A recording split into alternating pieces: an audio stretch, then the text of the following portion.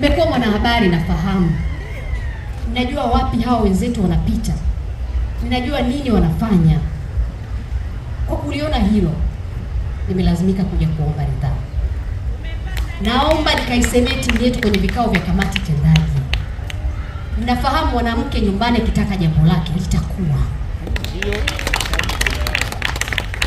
Kwa dhati kabisa, kwa kuheshimu kazi kubwa ambayo kaka zangu wa miaka minne walifanya, lakini naomba muongezee mwanamke pale, akawashughulishe, akawaambie nini shida kwenye timu yetu ya wanawake. Wachezaji wetu hawana mtu wa kuzungumza naye, wakiamini kwamba silaha zao au privacy yao iko salama. Hawana mtu wa kulalamikia.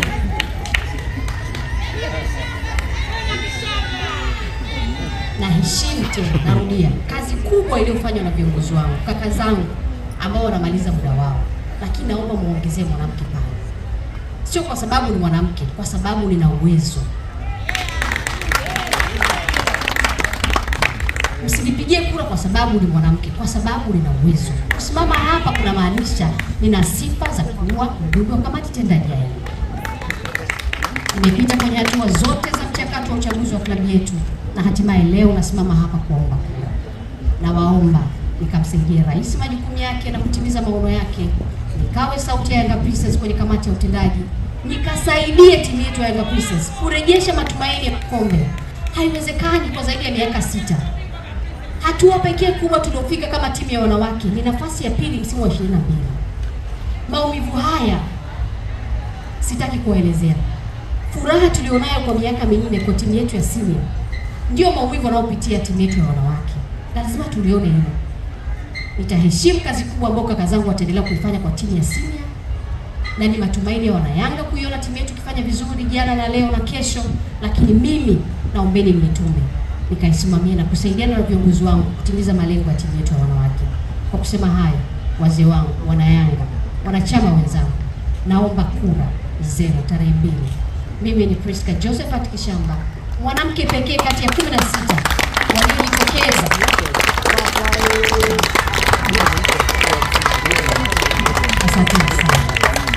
Yanga ole! Mara baada ya kumalizana na kumwaga sera hii leo kwenye kanda ya Kinondoni, na atatuambia kidogo, atatujalia kile ambacho alikuwa anakimwaga mle ndani, ili na Watanzania wengine pamoja na wananchi waweze kusikia kutokea hapa. Uko sawa sawa? Niko sawa Jadu. Mwandamizi kabisa.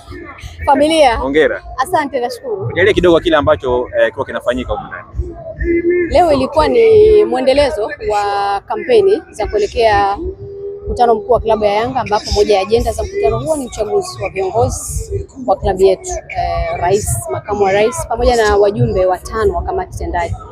Kwa hiyo baada ya kuzinduliwa kwa kampeni jana, leo ilikuwa ni kanda ya Kinondoni, ambapo na mimi ni miongoni mwa wagombea 16 ambao wana sifa za kushiriki mkutano huo.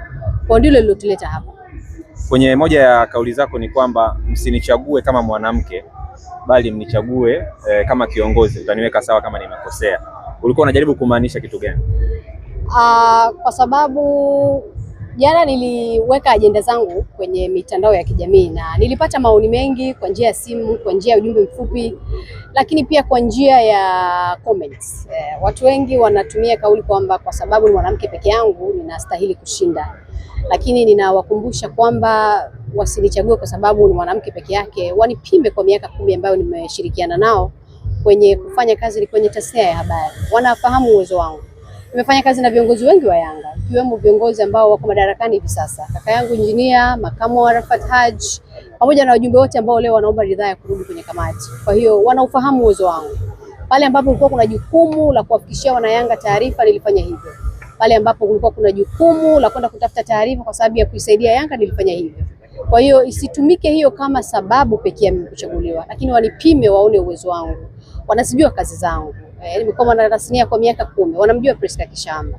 Kwa niliweka hivyo ili kuliweka sawa. Sijagombea kwa sababu ni mwanamke, na sikuwa najua hata kama nitakuwa mwanamke peke yangu kwenye mchakato. Nilikwenda kuchukua fomu baada ya kamati kutangaza utaratibu, na niliamini kwamba kila mtu ambaye alikuwa anatamani na sifa ya kuchukua fomu angechukua. Kwa kujikuta kuwa mwanamke peke yangu ilikuwa ni surprise hata kwangu, lakini sikwenda kwa sababu nilijua kwa kuwa ni mwanamke peke yangu natakiwa kugombea.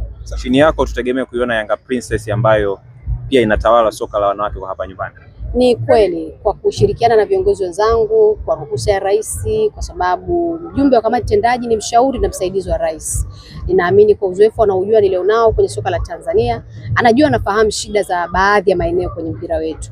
Kwa muda mrefu sana Yanga Princess inapitia changamoto ya kukosa makombe kwenye ligi ya Tanzania. Na kuna shida ambayo ipo, inawezekana wote hawaijui au wote hatujui. Lakini kwa sababu ya kazi yangu kama mwanahabari, napata nafasi ya kuzungumza na hawa wachezaji, wanaeleza matatizo yao. Lakini kikubwa ni kwamba hawana mama wa kuzungumza naye ambaye anaweza akachukua ile matatizo yao na kuwapeleka kwenye kamati tendaji. Viongozi wetu pamoja na kazi kubwa ambao wanaifanya, nguvu yao kubwa imeelekezwa kwenye timu yetu ya senior ya wanaume. Na kwenye hilo tuwapongeze. Wanastahili pongezi, wanastahili makofi na wanastahili nafasi nyingine. Ndio maana mpaka tunafikia hapa kwenye mchakato hawana mpinzani. Maana yake kazi kubwa ambao wameifanya inaonekana na wanastahili kuongezewa muda. Lakini kwenye hilo pia kuna mahali kidogo nyumba yetu inavuja. Pamoja na uimara wa nyumba hiyo, kuna mahali panavuja ambako ni kwenye timu yetu ya wanawake. Timu yetu inafanya vizuri kwenye maeneo mengine, michezo ya kirafiki, tumechukua kombe ya Arusha, lakini kwa nini kwenye ligi? Na kwa nini kila siku wapinzani wetu? Kwa sababu ninafahamu kwa kuzungumza nao, kwa kunilalamikia, na nikamwomba ridhaa president kwamba naomba nije nikusaidie. Na kwa sababu wanaujua uwezo wangu, wakaniambia wana Yanga wakikupa ridhaa Priska, kwa uwezo wako ninaomba uje tusaidiane. Kushukuru sana. Asante.